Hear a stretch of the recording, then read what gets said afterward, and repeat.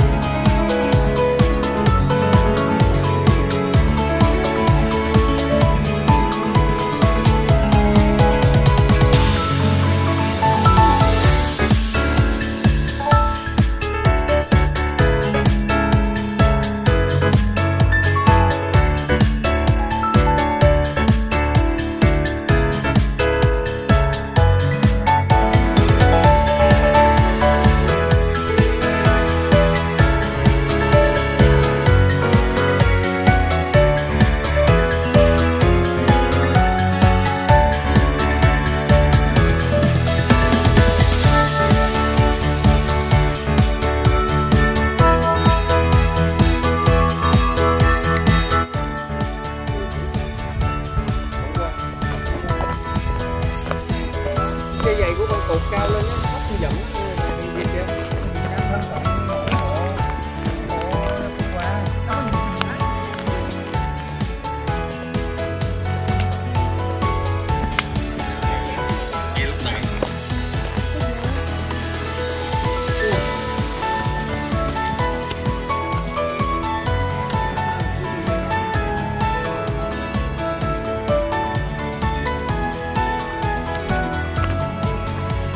Có lý hả? Ai dựng lều để vô đó trú mưa chắc.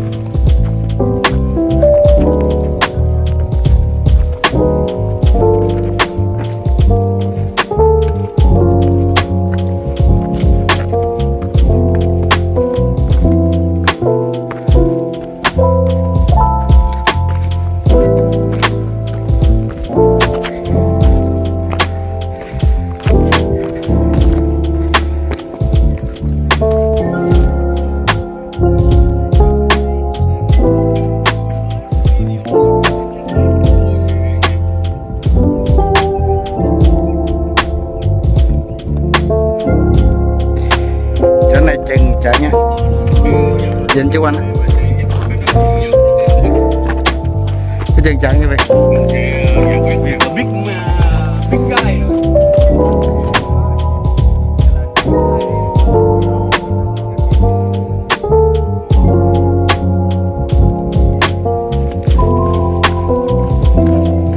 Đó đi cái rừng ổi nè.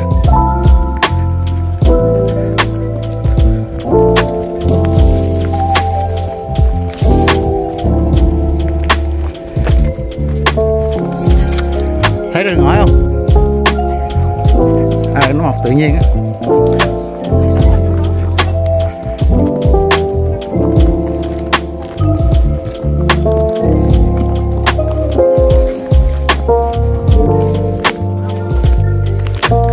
Ngon, ở đó ăn ngon vậy. Nãy Châu Anh ăn luôn cái ruột ngon lắm.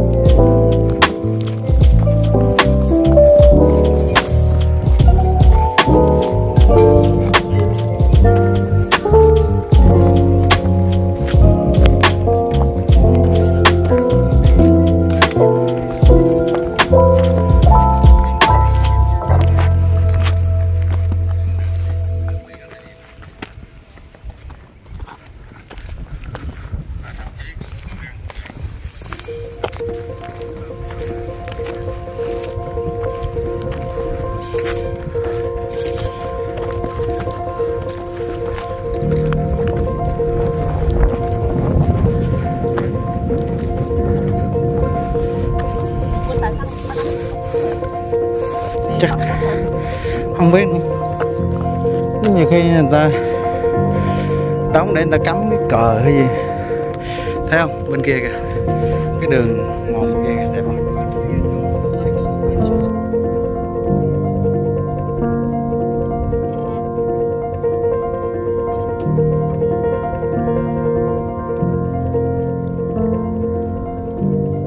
Đây là một trong những cái cánh rừng ổi ở trên cái con đường mà mình đi ở trên những cái đỉnh núi nha mấy anh chị.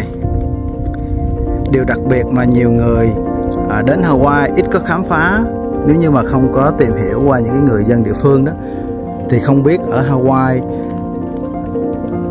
Hawaii có rất là nhiều những cái loại ổi mấy anh chị.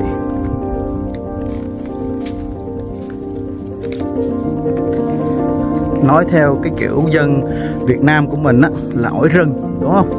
Đúng vậy. Bởi vì cái cây ổi này không ai trồng anh chị. Nó mọc ở trên núi như vậy nè. Và tới cái mùa hè khoảng tháng 7 tháng 8 thì ổi chín. Mình đi qua những cái đoạn này đó, mình có thể hái ổi ăn mấy anh chị. Và ổi thì nó có cái mùi thơm, mùi thơm rất là đặc biệt, đúng không? Ok, quá đẹp luôn. Những cái rễ cây, những cái rễ cây ổi nó đang qua đang lại, nó đã tạo ra được cái sự thuận lợi cho mình bước đi, và đồng thời nó giữ được cái đất không có bị chòi xuống mấy anh chị ha. Mưa nó không có xói mòn, quá tuyệt vời luôn.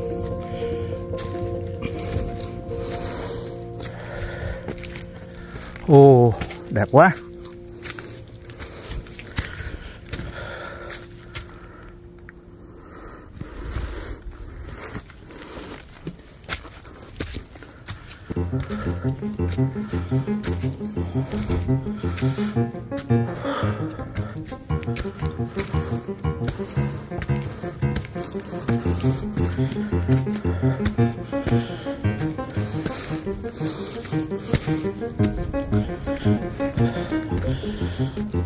Quá đẹp.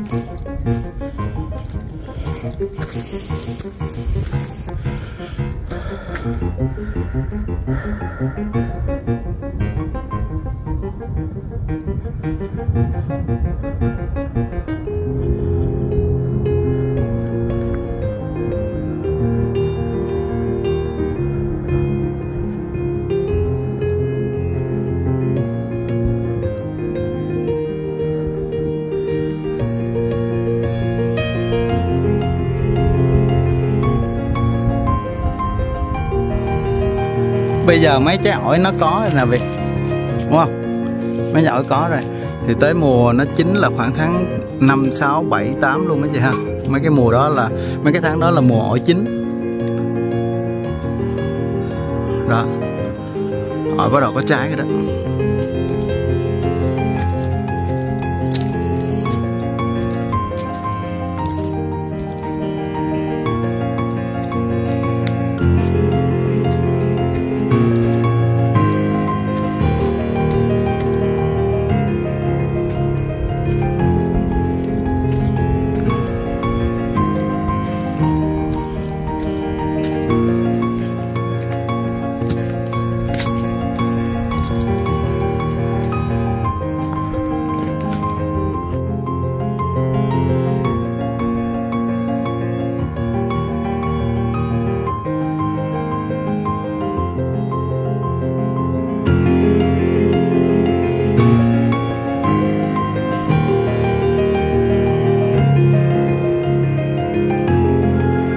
đẹp quá Việt.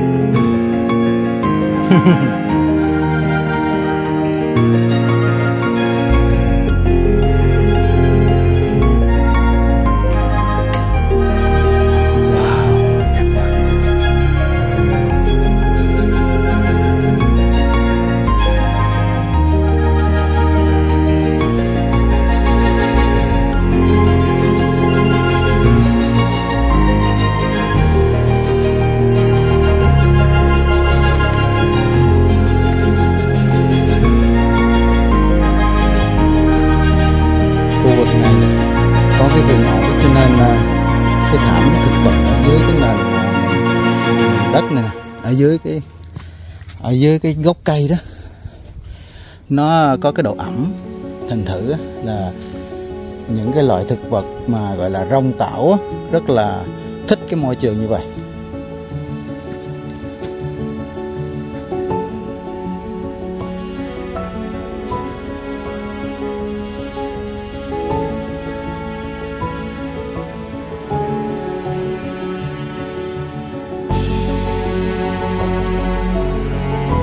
Rất đẹp đúng chị.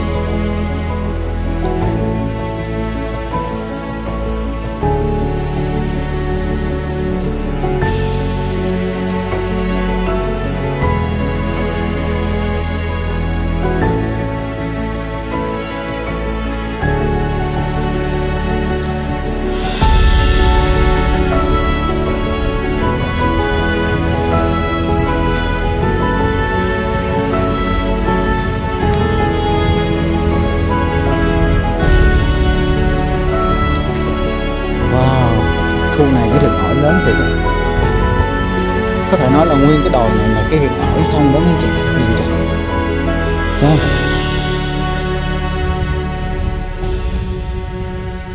Ổi mọc giống như là hồi đời nào vậy đó. Wow, cây này thân to quá nè, đẹp quá.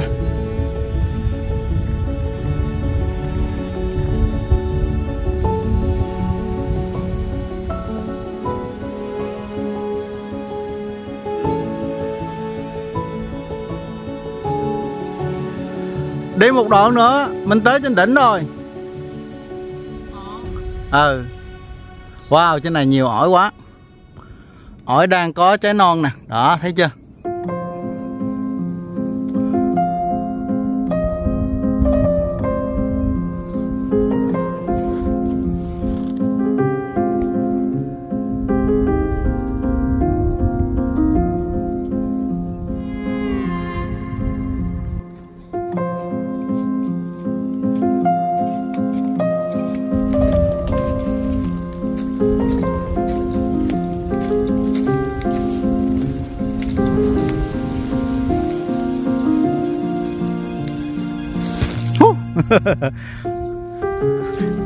Wow, đẹp quá, đẹp quá, đẹp quá.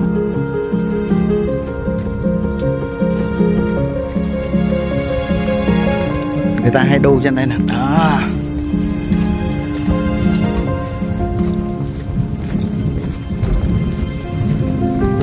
Wow, cây này to quá. Tiếp tục đi qua cái rừng ổi.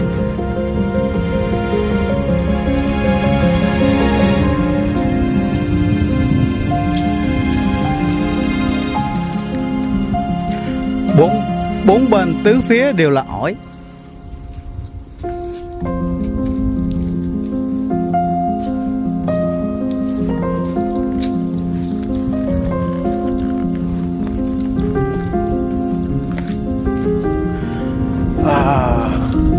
Somebody go down there. Oh my god. Đẹp quá.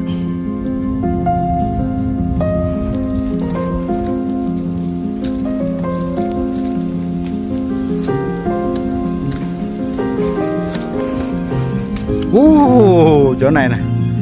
Wow.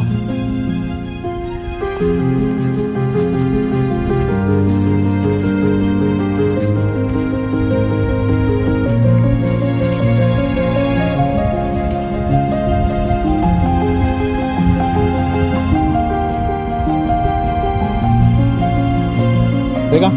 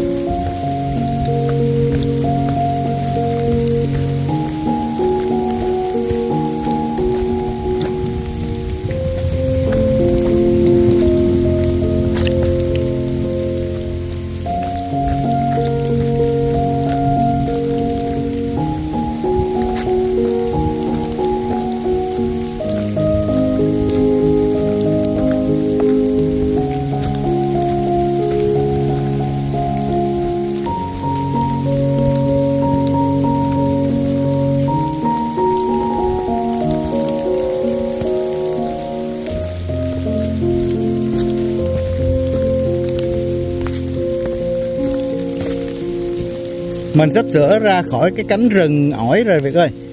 Nãy giờ nguyên cái ngọn đồi này là toàn là ổi không à. Wow.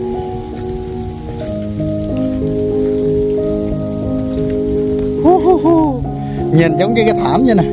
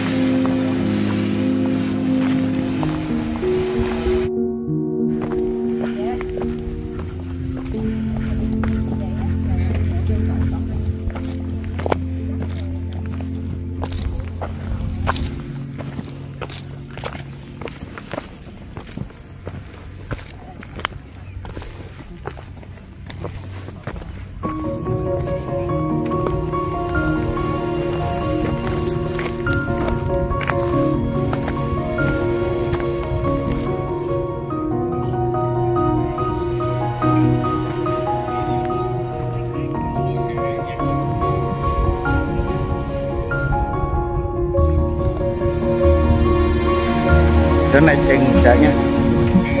Nhìn chú anh. Cái chừng chạy nha Việt.